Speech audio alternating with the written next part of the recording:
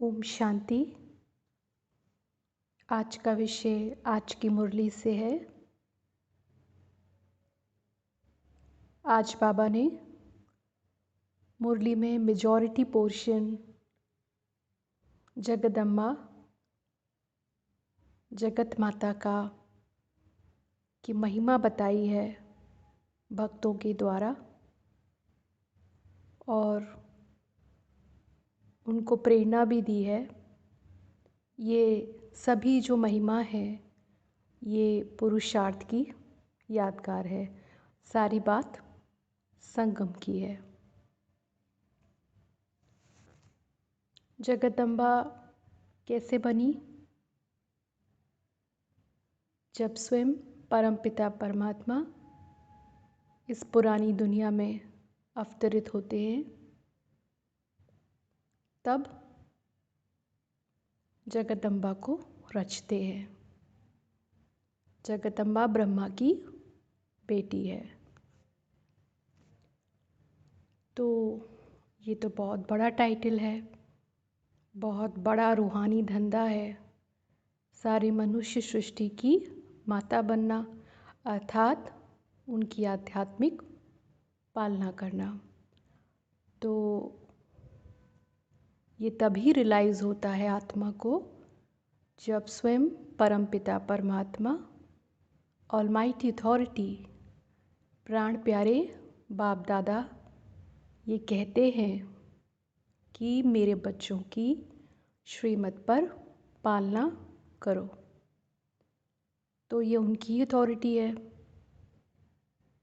कोई मनुष्य तो ऐसे कह नहीं सकता है कि इस संसार की सर्व आत्माएं जो मेरे बच्चे हैं उनकी माँ बनकर पालना करो। तो माँ किसने बनाया? कुमारी को माँ किसने बनाया? भगवान ने, परमात्मा ने। तो जगदम्बा तो बिल्कुल साधारण थी और ज्ञान में आने से पहले अर्थात परमात्मा के परिचय से पहले आधुनिक विचारधारा की थी, आधुनिक जीवन शैली। लेकिन उनके सभी गुण कब प्रत्यक्ष हुए, कब सामने निकल के आए? जब उनको शिव साजन का यथार्थ परिचय प्राप्त हुआ। तो ये मेजॉरिटी मुरली इस पर बाबा ने चलाई है। लेकिन आज हम जो विषय लेंगे चिंतन के लिए वो है अंत में जो प्यारी दादियों की डायरी से अनमोल ज्ञान रत्न लिए गए हैं और वो है ज्ञान का फाउंडेशन। हम ब्राह्मण बच्चों की खुशी का जो फाउंडेशन है, नींव है, वो ज्ञान है जिस पर ये जीवन रूपी झाड़ का मदार है। सच्ची खुशी, अनमोल खुशी, अविनाशी खुशी कैसे मिलती है? ईश्वरीय ज्ञान से। तो आज ये विचार सागर मंथन करेंगे कि ब्राह्मण बनने के पश्चात भी क्या हमारी खुशी अस्थायी रहती है, यानी कभी है कभी नहीं है। तो इसका अर्थ हुआ कि हमने अपनी ज्ञान की नींव को, फाउंडेशन को मजबूत नहीं बनाया है। क्यों नहीं बनाया है? क्योंकि हमने ईश्वरीय ज्ञान को अपने जीवन में जितना महत्व देना चाहिए उतना महत्व नहीं दिया है। तो आज ईमानदारी से हम सभी इस पर चिंतन करेंगे, क्योंकि हमारे सब्जेक्ट्स में भी देखो सबसे नंबर 1 पर क्या है? ईश्वरीय ज्ञान। ये पहला सब्जेक्ट है। ज्ञान है तो ही योग लगता है, तो ही धारणा है, तो ही सेवा होती है। तो ज्ञान बहुत इम्पोर्टेंट सब्जेक्ट है, नंबर 1 सब्जेक्ट है। क्योंकि जितना जितना बुद्धि में ज्ञान का प्रकाश समाता जाता है तो जीवन भी प्रकाशित होता है, उतने ही अनुपात में जितना भीतर ज्ञान समाता है। तो ईश्वरीय प्रेम और ईश्वरीय ज्ञान दोनों हमको बराबर मात्रा में चाहिए, तभी संतुलन रहता है।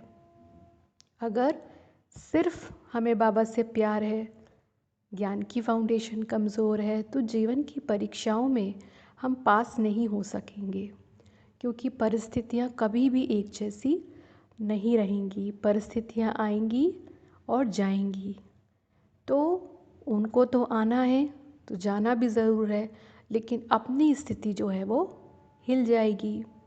फिर यदि सिर्फ ज्ञान ही ज्ञान है और ईश्वरीय प्रेम नहीं है, तो वो भी पुरुषार्थ यथार्थ नहीं है, क्योंकि वो ज्ञान दिमाग वाला ज्ञान है, वो दिल में नहीं जाएगा, तो अहंकार का रूप ले लेगा। तो इसलिए हम बच्चों को दोनों की आवश्यकता है। आज हम समझें, जैसे हमने उन अनमोल ज्ञान रत्नों को पढ़ा तो देखा कि कितना सुंदर एग्जाम्पल उसमें दिया है कि जो संसार की आत्माएं हैं वो कितने घमंड में रहते हैं। किस बात के लिए घमंड में रहते हैं? कि उनके पास सुख है, वो मायावी सुखों को सुख समझते हैं, जो वास्तव में कैसे हैं? सुख है ही नहीं है, क्योंकि वो तुच्छ स्तर के हैं, थोड़े समय के, अल्पकाल के, क्षणभंगुर सुख जिनको कहते हैं। उन मायावी सुखों को, जैसे संपदा है, धन है, साधन है, वैरायटी, तो उस घमंड में वो रहते हैं कि हम खुश हैं, पर ये कोई खुशी थोड़ी ना है। लेकिन बात यहाँ हम ब्राह्मण बच्चों की है कि हम जो ब्राह्मण बन गए हैं उसके बावजूद भी कई वर्षों से ज्ञान में चलते हैं, लेकिन फिर भी हमारी खुशी स्थायी क्यों नहीं है? खुशी तो हमारा अधिकार है। जन्म हुआ, जन्म होते ही, ब्राह्मण जन्म होते ही हमें खुशी प्राप्त होती है, अविनाशी खुशी। ये एक लाइफ वैल्यू है, जीवन में बहुत इम्पोर्टेंट है खुशी। तो इसके पीछे क्या कारण है? कि ज्ञान का फाउंडेशन हमारा मजबूत नहीं है। तो इसके लिए हमें क्या समझना चाहिए? कैसे ज्ञान की फाउंडेशन मजबूत होती है? जब हम जीवन के शाश्वत सत्यों को, ऐसे सत्य, ऐसी मूलभूत सिद्धांत जिससे ये जीवन संचालित होता है, जब हम उन राजों को समझते हैं, जब हम ड्रामा के कायदों को समझते हैं, लॉस को समझते हैं, तो धीरे धीरे धीरे हम ये पुरुषार्थ करते हैं कि हमारी ज्ञान की फाउंडेशन मजबूत हो जाए। लेकिन ये तभी तो करेंगे ना जब हम ज्ञान को महत्व देंगे। हम तो देखते हैं कि सेंटर्स पर जैसे ये व्यवस्था है कि सुबह दोपहर शाम क्लास रहती है, तो ये व्यवस्था बहुत अच्छी है, क्योंकि सभी बच्चों को बाबा का प्यार, उनका ज्ञान, उनकी पालना अवश्य मिलनी चाहिए। लेकिन इसमें से परमात्मा की श्रीमत कौन सी है? परमात्मा की श्रीमत सुबह मुरली क्लास करने की है, क्योंकि वो सुबह ही बच्चों को पढ़ाने आते हैं। तो देखो बाबा कितना कहते हैं कि संसार में लोग पढ़ने के लिए अमेरिका, लंदन, कहाँ कहाँ जाते हैं, विदेशों में। तो क्यों जाते हैं? क्योंकि इतना महत्व समझते हैं कि पढ़ाई से क्या होगी? अर्निंग होगी, इनकम होगी, पढ़ाई से पद प्राप्त होगा। तो क्या हमें अपनी पढ़ाई का महत्व रहता है कि हमको पढ़ाने वाला आखिर कौन है? कौन है वो? उनका उनका परिचय क्या है? उनका ऑक्यूपेशन क्या है? उनकी महिमा क्या है? वो रोज़ इतनी दूर से पढ़ाने आते हैं, आखिर ये कौन सी पढ़ाई है? क्या इतना रियलाइजेशन हमको रहता है? तो उत्तर है कि बिल्कुल नहीं रहता है। क्योंकि अगर ऐसा हो तो एक तो हम बच्चे कभी भी अपनी क्लास को मिस नहीं करेंगे, दूसरा हम कभी भी इस प्रकार की सुविधा को कि दोपहर में या शाम को हम क्लास कर सकते हैं, उसको हम कभी भी अपनी सुविधा के लिए यूज़ नहीं करेंगे। माना एक होता है जेन्युइन रीज़न। जेन्युइन रीज़न का अर्थ ये है एक ऐसा कारण जिसमें आप वाकई बहुत मुश्किल में हैं, बहुत प्रॉब्लम है आपको, तब आपने किया। और एक है कि आप सहज ही कर सकते थे, लेकिन आपने उतना पुरुषार्थ ही नहीं किया और सहज ही आपने शाम या दोपहर में जाने का निश्चय किया कि ये ज़्यादा सूटेबल है या ये ज़्यादा कंफर्टेबल है। तो ये कोई प्रभु के प्रति समर्पण हुआ? कोई प्यार हुआ? बिल्कुल नहीं हुआ, क्योंकि उनकी श्रीमत की आपने अवज्ञा कर दी। तो हम दुनिया में भी देखते हैं कि दुआओं का कितना महत्व होता है। जो मनुष्यों की दुआएं होती हैं उससे भी हम देखते हैं ना, कैसे किसी का जीवन, कैसे किसी की बिगड़ी हुई जैसे एक सेकंड में ही बन जाती है। जहाँ पर कुछ काम नहीं आता वहाँ दुआएं काम आती हैं, लिफ्ट का काम करती हैं, जैसे बाबा बताते हैं। तो सोचो कि जब मनुष्य की दुआएं ऐसा करती हैं तो स्वयं परमात्मा की दुआएं क्या करती होंगी। तो क्या हम उस महत्व को, उस ज्ञान को इतना महत्व देते हैं? बाबा कहता है बच्चे अपनी झोली को बड़ा करो, लेकिन हम अपने भाग्य को खुद ही कम कर देते हैं। हम अपनी झोली को जितना छोटा बना सकें, जितना संकुचित कर सकें, उतना ही छोटा करते रहते हैं, अपने भाग्य को कम करते रहते हैं। इतना छोटा सा पुरुषार्थ हम नहीं कर सकते कि हम रोज़ सुबह 1 घंटा, आधा घंटा, 1 घंटा हम परमात्मा के घर जाकर, ईश्वरीय विद्यालय में जाकर हम परमात्मा की श्रीमत प्रमाण सुबह की क्लास करें। इतना भी हमसे पुरुषार्थ नहीं हो रहा है, तो आखिर हमने उस भगवान का क्या महत्व रखा, उसकी पढ़ाई का क्या महत्व रखा, ये हम सोचें। फिर कभी भी जब जीवन में कोई विघ्न आएगी, कोई प्रॉब्लम आएगी, तो हमको अधिकार नहीं है बाबा से कहने का कि बाबा आपने हमारी मदद नहीं की, या बाबा हम तो बहुत सेवा करते हैं, हम तो बहुत कुछ करते हैं, लेकिन फिर भी इतनी प्रॉब्लम आ रही है, कोई काम नहीं बन रहा है। हमको ये अधिकार नहीं है, क्योंकि हमने उसकी बात को माना ही नहीं। तो परमात्मा की श्रीमत ब्राह्मण जीवन का आधार है, हर बात का आधार है श्रीमत। हर बात की श्रीमत मिली हुई है, तो वो अगर हमें नहीं भी समझ में आती है तो हम अपने निमित्त जो है बड़े, उनसे पूछ सकते हैं। लेकिन जो दिनचर्या बाबा ने हमें दी है वो तो हम सभी बच्चे जानते हैं कि आखिर हमें सुबह से लेकर रात तक क्या करना है, कैसे अपनी दिनचर्या में रहना है। तो महत्व हमें देना पड़े। तो ईश्वरीय ज्ञान तो इतना मीठा है, इतना प्राप्ति स्वरूप है कि अगर कोई आत्मा कुछ भी ना करे, माने कुछ भी ना करे, सिर्फ इतना भी कर ले कि वो परमात्मा के घर में जाकर, विद्यालय में जाकर रोज़ ज्ञान को ध्यान से सुने, इतना भी अगर करेगी तो बहुत प्राप्ति होगी। क्योंकि भगवान का वरदान है, वो श्रीमत की पालना की ब्लेसिंग मिलती है। ये हमको समझना ज़रूरी है। तो हम क्या करें, अपने लिए समय निकालें। ये बहुत ऊंची पढ़ाई है, लेकिन हम नहीं निकालते। क्यों नहीं निकालते? जैसे कि हमने देखा आज की मुरली में कि हम ब्राह्मण बच्चे खुद संसार की आत्माओं को देखकर प्रभावित हो जाते हैं। तो इस ज्ञान का और परमात्मा का इतना हमें याद नहीं रहती, इतनी स्मृति नहीं रहती, महत्व कम हो जाता है, स्मृति नहीं रहती ना। तो ये हमारी कमी है, क्योंकि हमें परखने की शक्ति नहीं है। जैसे आज कहा ना, कितना अच्छा एग्जाम्पल कि जिस घमंड में संसार रहता है कि उनके पास सर्व प्रकार के सुख साधन हैं, खुशियाँ हैं, वो खुशी तो कैसी खुशी है, जैसे किसी साहूकार ने कोई फल खा लिया हो और उसका छिलका गरीब उठा ले और समझे कि ये हमें माल मिल गया, तो ऐसा है वो। तो लेकिन इसको समझने के लिए परखने की शक्ति चाहिए, लेकिन हम नहीं समझ पाते। जब हम किसी को बहुत सूट बूट में देखते हैं, बहुत चमक धमक के साथ देते हैं, बड़ी बड़ी गाड़ियों में देखते हैं, बहुत सारा संसार की मान प्रतिष्ठा में देखते हैं, तो हम प्रभावित हो जाते हैं और हमारा अपना जो कर्तव्य है ब्राह्मण जीवन का, जो महत्व है ज्ञान का, उसको हम भूल जाते हैं। तो भला हम कैसे बनेंगे विश्व परिवर्तक? स्व परिवर्तन से ही विश्व परिवर्तन है ना। तो जिसको संसार को बदलना है वो खुद वहाँ उन आत्माओं से अगर प्रभावित हो रहे हैं, वायुमंडल से प्रभावित हो रहे हैं, तो भला कैसे वो परमात्मा के बच्चे कहला सकते हैं? तो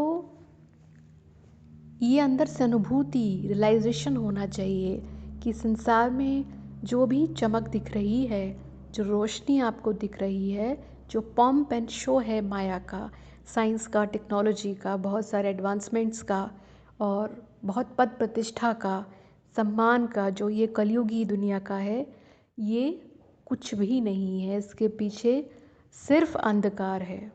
जितना भी यहाँ चमक धमक है, शोर है, उसके पीछे है अंधकार, क्योंकि सारी आत्माएं काली हैं और कोई भी खुश नहीं है। बस एक भ्रम है कि हम खुश हैं। तो कैसी खुशी है वो? तुच्छ स्तर की। तो वास्तव में वो खुशी है नहीं है, तो वो भी जैसे खुद को चीट करने जैसा है। लेकिन उनकी बुद्धि शून्य है, तो उनको पता नहीं पड़ता है, क्योंकि सब कुछ करते भी आत्मा बेहोश है भीतर से। तो ये समझना बहुत ज़रूरी है।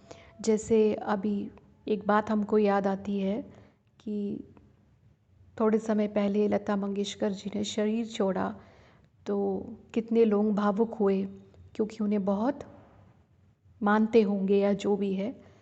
बहुत अच्छा उनका जीवन था, पाठ था। लेकिन एक इंटरव्यू में हमने देखा कि जब उनसे एक प्रश्न पूछा गया तो उन्होंने उत्तर में कहा कि मैं पहले तो मनुष्य बन के दोबारा जन्म नहीं लेना चाहूँगी, और दूसरा कि मैं कभी लता मंगेशकर बनकर नहीं वापस जन्म लेना चाहूँगी। तो पूछा क्यों? तो उन्होंने कहा क्योंकि लता मंगेशकर ही जानती है कि उसकी तकलीफ़ें क्या हैं। तो सोचो आप। लेकिन हम प्रभावित हो जाते हैं दूसरे को देखकर, संसार की आत्माओं को देखकर, तो हमें वैराग्य नहीं आता है। तो जब तक हम प्रभावित हो रहे हैं, प्रभावित होना कोई अच्छी स्थिति नहीं है। जो भी आत्मा प्रभावित हो जाती है तो वो अंदर से अच्छा महसूस नहीं करती है, वो कमज़ोरी है, अधीनता है। आत्मा खुश तभी होती है जब वो संपूर्ण स्वराज अधिकारी की आसन पर स्थित होती है, तो उसको खुशी अनुभव होती है। जब सब कुछ उसके अधीन है, कोई भी चीज़ जैसे ही उसको अपने अधीन करती है, उसकी खुशी नहीं रहती है। तो इसलिए तो हमें रोज़ क्या करना है?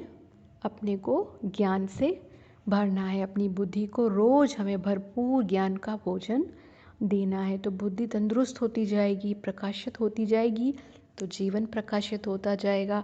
तो महत्व को समझें कि संसार में जो कुछ भी दिख रहा है वो दिख क्या रहा है और है क्या।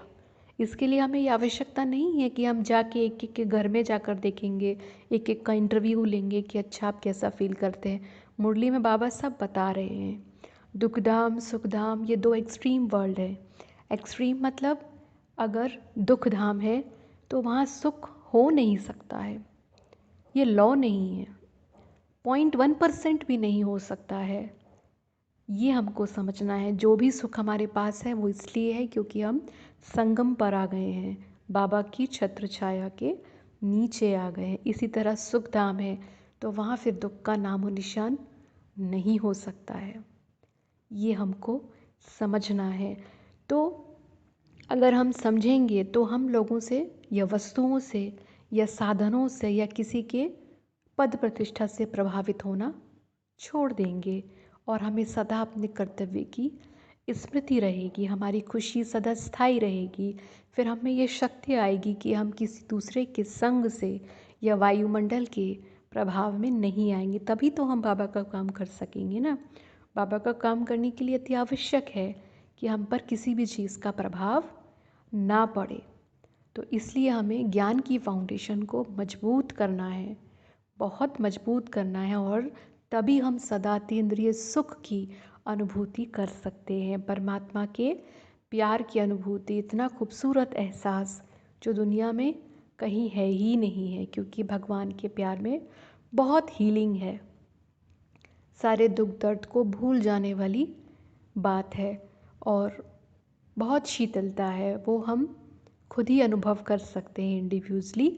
तो इसलिए हम क्या करेंगे, आज इस पर ध्यान देंगे कि हम ये पुरुषार्थ करेंगे कि हम अपने ज्ञान के सब्जेक्ट को स्ट्रॉन्ग बनाएं, उसकी फाउंडेशन को मजबूत करें। तभी हमारा जो जीवन है उसकी नींव स्ट्रॉन्ग रहेगी। इसके लिए हम परमात्मा के द्वारा उच्चारे गए महावाक्य साकार और अव्यक्त दोनों जो इतना भंडार हमारे पास है मुरलियों का, उसका हम रोज़ बहुत प्रेम से अध्ययन करें, धारणा स्वरूप बने, फिर हम दूसरों को भी मदद करें।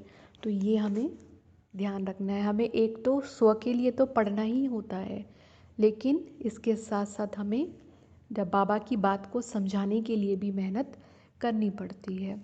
तो क्योंकि वैरायटी आत्माएं होती है ना, कोई डॉक्टर होता है, कोई लॉयर होता है, कोई साइंटिस्ट होता है, कोई बिजनेसमैन होता है, फिर किसी को कोई बात की आवश्यकता है, किसी को कोई बात की आवश्यकता है। तो बाबा से सब वैरायटी रीज़न से जुड़ते हैं। कोई भक्त आत्मा होती है, तो उस तरह से समझाने के लिए हमें भी तो फिर क्या करना चाहिए, ज्ञान की पॉइंट्स पर मेहनत करनी चाहिए। तो आज हम इस पर चिंतन करते हैं और अंदर से ये पक्का करते हैं कि हम परमात्मा को और परमात्मा के दिए गए इस ऊंचे से ऊंचे ज्ञान को सर्वाधिक महत्व देंगे। ये हमारा जो ज्ञान है हमारे जीवन की नंबर 1 प्राथमिकता है।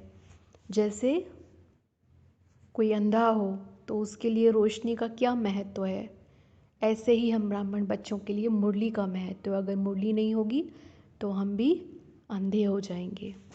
ओम शांति।